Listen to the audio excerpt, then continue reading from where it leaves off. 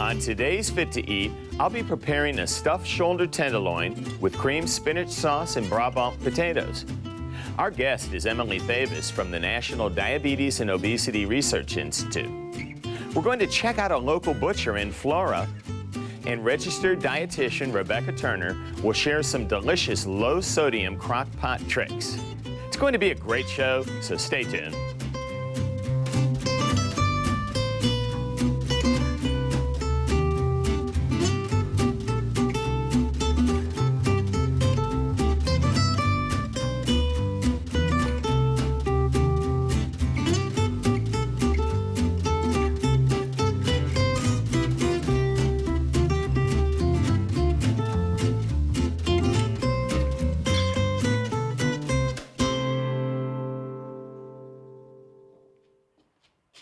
Welcome back to Fit to Eat. I'm your host, Rob Stinson. Today's guest is the Director of Education at the National Diabetes and Obesity Research Institute, Emily Thevis. Emily, good to have you on the show. Great to be here, thank you. Hope it wasn't too long of a drive up here. Not bad. So, anyhow, today we're going to have a lot of fun showing people a piece of beef that I bet they've never used, or the majority won't have, and then talking about the fabulous facility that you are representing today. So, National Diabetes and Obesity Research Institute. Yeah. If we go saying that throughout the show, we're going to call it NDORI. Absolutely, because it's a mouthful. Yep. Anyhow, let's get started though, and what I'm going to do first is show this piece of beef and show someone at home how they would trim it. So it comes in about a 14-ounce piece, maybe a little bit less. This one's about 12. The first thing you want to do is take off this skin, and the easiest way to do it, and it doesn't all have to come off, is just to get a sharp knife, start in the middle, and literally just kind of pull it, and you'll see that, and they call it silver skin for a reason, but it'll come pretty easily right off the meat. And that just takes whatever level of fat there was and removes it. And I think it's important to show people because I want people to see this is something that they truly can do. It looks pretty lean even to start with. It is. So it's not much to do. It is a great piece of beef. That end piece I just trim off. And what you're going to be left with is enough for a perfect 2 meals. And you see how that works? It's a little tricky. So you just stick the knife right under it, cut it one side, and then pull it off. And I swear, it doesn't take long to really get good at it. So now what we're going to do is take this piece and cut it to where you have 2 pieces and right about the middle. And we'll use this piece on the side, and we're going to stuff this. And you can see it looks like a fillet. It does. So It's this is beautiful. a shoulder tenderloin. You know, teres major, nobody's going to know. Think tear, like you tore your shoulder, hopefully not. But teres major is the official name. You can go into a grocery store where they have a butcher, and they can cut this piece for you. So now all we're going to do is just kind of open it up and make it to where we can actually stuff it today. And I don't cut through it. And now you can really see, look at that beautiful grain to the beef too. You know, so it's really simple. And I want to show people something. This is a separate cutting board that I've cut this on. So that way you don't ever want to cut meat on the same board that you're doing your veggies. Absolutely. Just so that they stay, you know, just so they stay Food kind of safety. careful. All right, so we've got a hot pan here. I'm going to start with just a little bit, and this is olive oil. So a nice healthy version, about a half of a teaspoon. We're going to throw in onions, and like I said, the pan is already warm. Yep. Some garlic. Garlic's my favorite. You would love my cooking then. I think I'm like on the coast professionally known as Mr. Garlic. Especially, I mean, I have Salute in Italian restaurants, so you know you got to have garlic there, but even in our Seafood in the Reef, we have it as well. So But it adds so much flavor. I mean, and it's healthy for you. It's good all the way around. So that's a little black pepper, and then a little bit of white pepper just for balance. This is a lot spicier, so you use less of it. Now let's just keep that on the side. And this does not take long to do. And what I'm going to do, can you hand me that little green bottle with the silver spout? Absolutely. All that is water. And this is the way. Already. Yeah, isn't it amazing how quick and easy it is? So you don't want to overcook it. And I'm going to move it to the back of the pan. Then take some fresh spinach leaves and set those right in the middle. And then again, water. and kind of wilt the spinach. And it really is pretty simple to do. And it doesn't take long. I love to keep it to where it's nice and bright green, so that way you know. All right, now. And it doesn't shrink down to nothing. Exactly. So listen, I know that you're not originally from here, but are you excited that you got to come here and work at Endori? I am. So I'm from Louisiana, so not terribly far away, but I had been living up in Washington State. So that was definitely a culture shock. It's good to be back home for sure, closer to home at least, much better food. Well, sure. and this is a little balsamic that I'm putting in there, little balsamic vinegar, and I think we've got plenty of basil in there. And then I'm just gonna lay, this is fat-free cream cheese. Ah, okay. Totally light and healthy. Have you ever tried any of the Greek yogurt cheese? Yes, That's very good. I love it. And actually, for years on this show, I've been using Greek yogurt instead of mayonnaise. Oh, yeah. All across the board. I use it instead of sour cream all the time. It is so, and a lot of people just don't even think of it. So I've now, tricked my family on quite a few things by substituting it, and they didn't even know the difference. you know what? And the best thing for me, I got my kids eating honey mustard that was made with yogurt, and they absolutely had no idea that there was something different about it.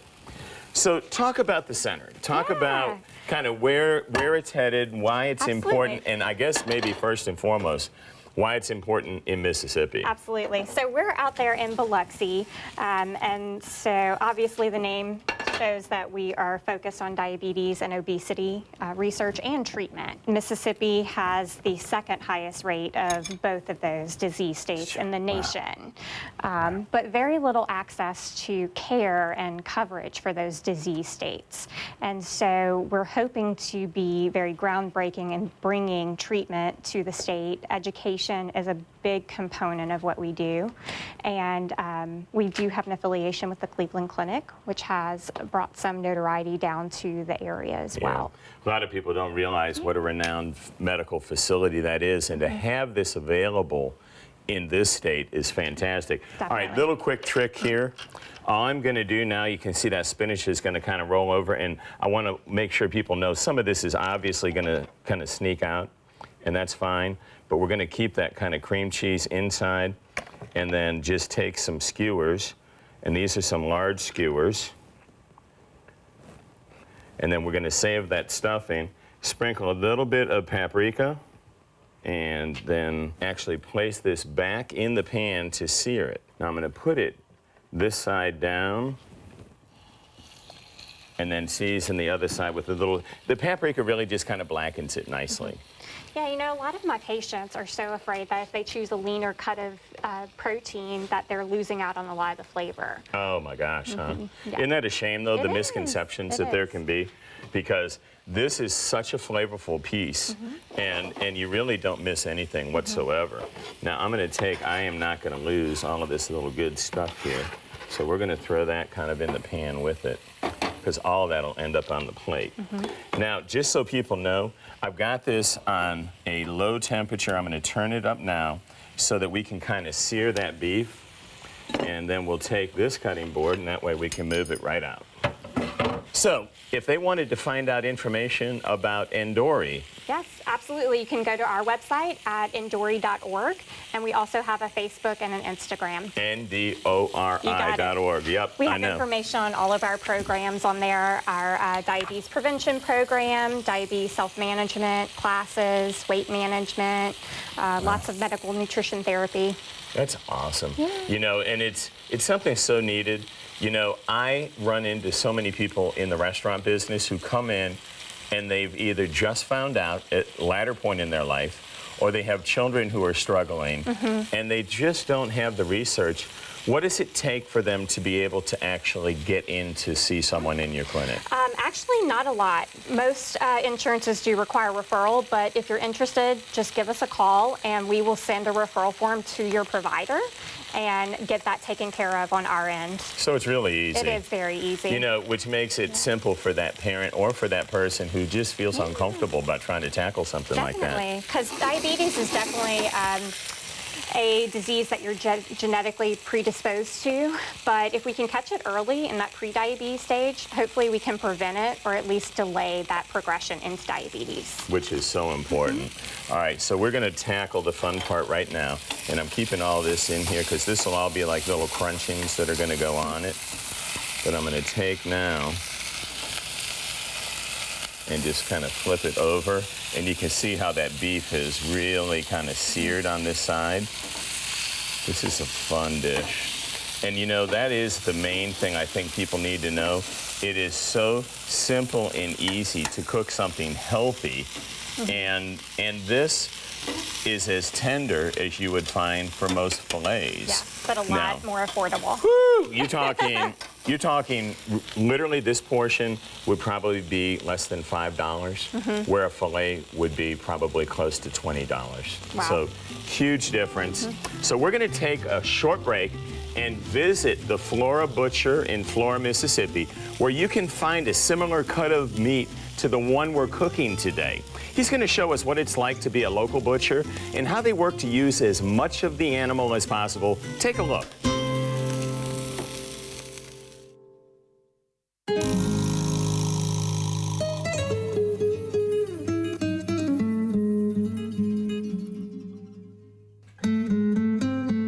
I did study butchery in culinary school. I did a lot of whole animal butchery on beef in Australia. The 2 years I spent in Italy, they bring in whole animals whenever you need something. If you want rabbit on the menu, they bring you a whole rabbit. If you want goat on the menu, they bring you a whole goat. If you want tuna, it's a tuna, you know, things like that. So that's where I got my start, all that experience. It gave me a really good foundation, and that sort of rounded me out before I decided to do it on my own. Because we get the whole animal in, there's a lot of benefits to it. We do specialty cuts. We cut tomahawk ribeyes and bone-in sirloins and 7-bone chuck roasts and things you just don't see anymore. It's really from the butcher shops of old, but we can still do that here because we get the whole animal. We have black Tajima Wagyu bulls. We raise them on grass up to about 700-800 pounds, and then they finish on corn. Wagyu mature really slowly. They gain weight at a really gradual rate. That adds to their tenderness, and that's where they really get their marbling and all that stuff. Marbling is all the little flecks of fat that are inside the meat, and the yield grade has a lot to do with the fat that's outside the meat. The outside fat doesn't help you at all when you raise cattle. There's not much you can do with it. Every time a cow loses weight, it becomes a little more tough. So you want them to just gradually gain weight throughout their lives. And Wagyu slowly gain weight, and the quality of the meat is just phenomenal, and the flavor is just hard to beat. I think the big thing is just the way we take care of the meat once we get it in this butcher shop. We age it, and if you sit on it for a month, it's going to improve the flavor. I mean, we have a climate-controlled cold room. We have a dry aging room to take it a little bit further. But everything you buy in here has been aged at least a month, and that makes a huge difference when it comes to the quality of the beef and the tenderness. So that's something you're just not going to see in the grocery store setting. So that's a forequarter of a cow. We're aging it in here. He's been in here for a little over a month. So you got your ribeyes up here, and then the chuck starts there. So you can get what you would call a pot roast or something like that in there. People love the fact that there's a real butcher around here, and they like that I know them by name. And, you know, when they walk in, I know what they want to order, and we talk about food and, you know, what kind of grill they use. They like it. They're impressed. You know, that if you want something off a cow, I can literally go back there and take it off the cow and bring it up front, and that's a special thing. They really like the fact that we know the beef, we know the meats, so we only bring in the things that we're proud to sell.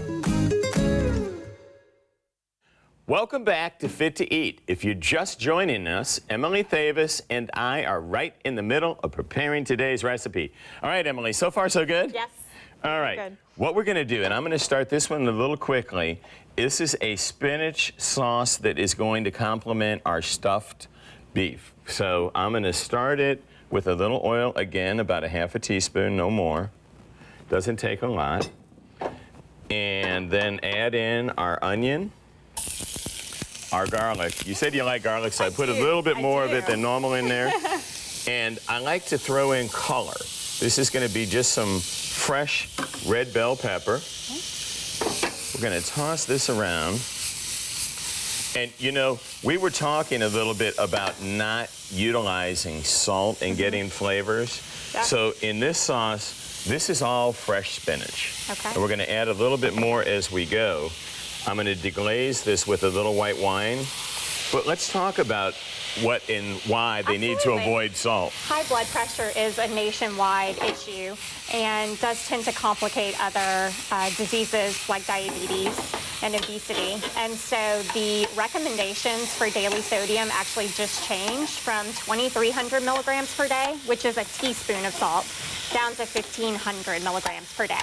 So we were already struggling with the 2,300. Now we have to drop it down even more. But 2,300 in my world, that's so much. Yes, yes. That's a lot. It really is. Okay, wait. We've got everything in there now. What I'm going to do is actually fold in that same zero-fat cream cheese with some vegetable stock. Because we can talk. And then this is skim milk. Skim milk, perfect. All right, so that you're really keeping it. And then we'll throw a little bit more of the chopped parsley. Because talking about fresh herbs, it's how you can counteract the person who thinks that they need salt. Definitely. I've noticed you have not used any since I've been here. Zero. No white flour, no salt, and no sugar. I definitely still have a lot of patients coming through with that. Their doctors are telling them the same thing, but they may not know what that means. Right. I know, and it's so important, you know, and that's where I'm hoping that we can kind of get a message out about that. Now, this sauce, what we're going to do is kind of let it simmer because that cream cheese will break apart. I'm going to turn the heat down even lower on it. And on this side, I've got a pan that's good and hot. I'm going to actually start our Brabant potatoes. So what are those exactly? All right, it's an old New Orleans recipe where you take and you kind of quarter red potatoes, small red potatoes, which is what these are. So they're cut into kind of nice bite-sized pieces. They're typically deep fried. Well, I don't want to deep fry anything. I don't deep fry anything. We're going to pan sear these and toss them frequently so they kind of get crispy on the edge. They're still raw. And then at the very end of this, we're going to toss them with a bunch of flavoring. Only thing we're putting in right now is pepper. And I tell you what, if you don't mind, you said you like to cook, huh? I like to cook, yeah. All right, awesome. Because I'm going to bring everything that we're using over here, keeping this, and I'm going back to look. Our sauce is really getting perfect. Nice and creamy. And I'm going to add a little bit more skim milk over here while you're doing that.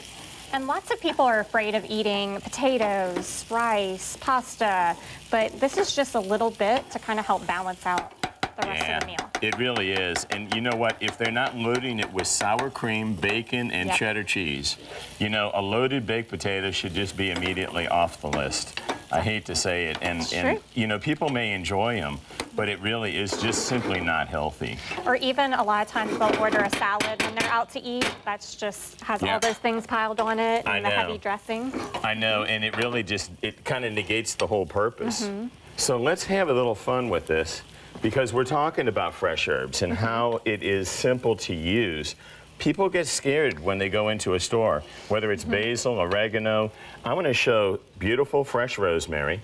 Okay, so here's a sprig of rosemary. Let's just pick one because it's a strong flavor. It's so simple to strip it by going against the grain. And when you pull down on rosemary, the leaves come off. And now you've got them here, and let's pull this top portion off because that's a big amount for one person. It is. But if you get a big bite like this, it's overpowering. So then all they've got to do is just take them, kind of line them up, and just simply chop through. And now that is the perfect size. And then we can take this and watch. Just kind of throw it into the pan where it's cooking with the potatoes. I think a lot of people are scared too of how to use herbs and prepare them. No, they absolutely are. Okay, now we're ready on this spinach. I'm gonna add the remaining portion. You see how it's nice and creamy in there? I love to put some fresh spinach at the very end so you still have nice, bright, vibrant colors. That's the trick, is keeping vegetables with their bright color means their nutrients and everything else is still intact. Absolutely. And now that sauce, to be honest with you, is just how I like it, because that last little bit of spinach will wilt in there, but stay vibrant. And I'm going to turn that heat down, add that last little bit of vegetable stock so it doesn't get too thick. And I tell you what, we are doing really well. How you doing over there? I think I'm doing good. You're doing great. Well, I tell you what, you can get all of these recipe details at mpbonline.org/fit-to-eat. But right now, we're going to take a quick break and check in with registered dietitian Rebecca Turner. She's got some delicious low-sodium crock-pot recipes that you've got to try for yourself. Check it out.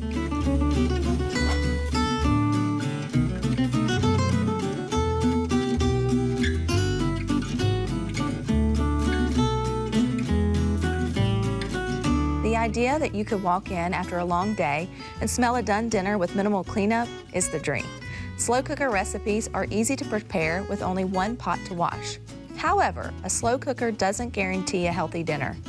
Traditional recipes rely on condensed canned foods and seasoned mixes, which can be notorious for being loaded with salt and additives. Remember, eating too much dietary sodium is linked to high blood pressure, which weakens and damages your blood vessels. This increases your risk for heart attack and stroke.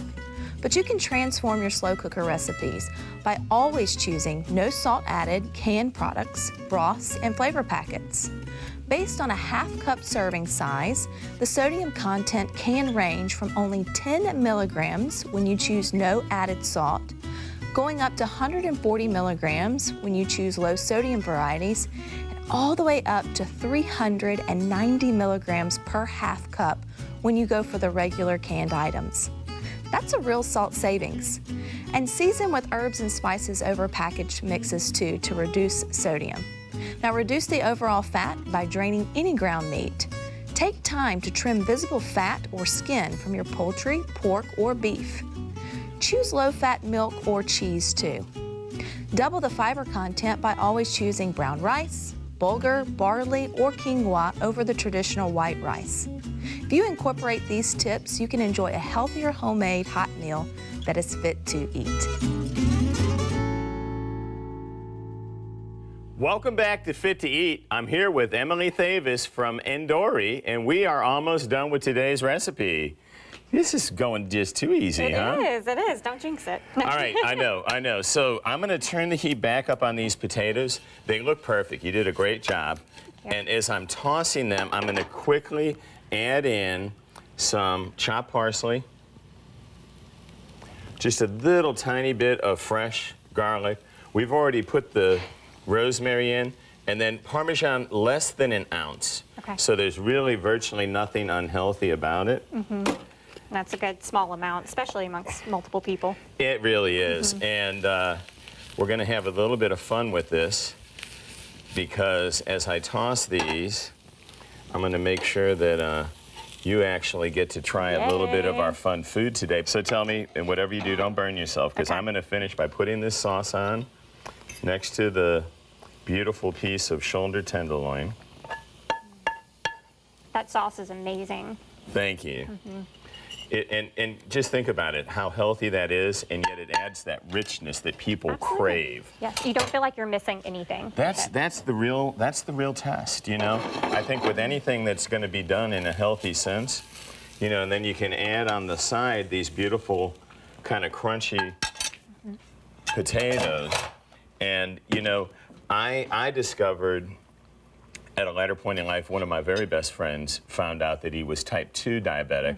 He was a really good customer of one of my restaurants, and it's an Italian restaurant where we sell pasta. He substituted a huge bed of mixed greens under all of the pasta sauces, and literally by just watching what he ate and the same thing he did at home was able not to have to go on to any other medication. Absolutely, not have all those complications. There's definitely a lot that we can do to help prevent that. So the R in Endori definitely is an important piece.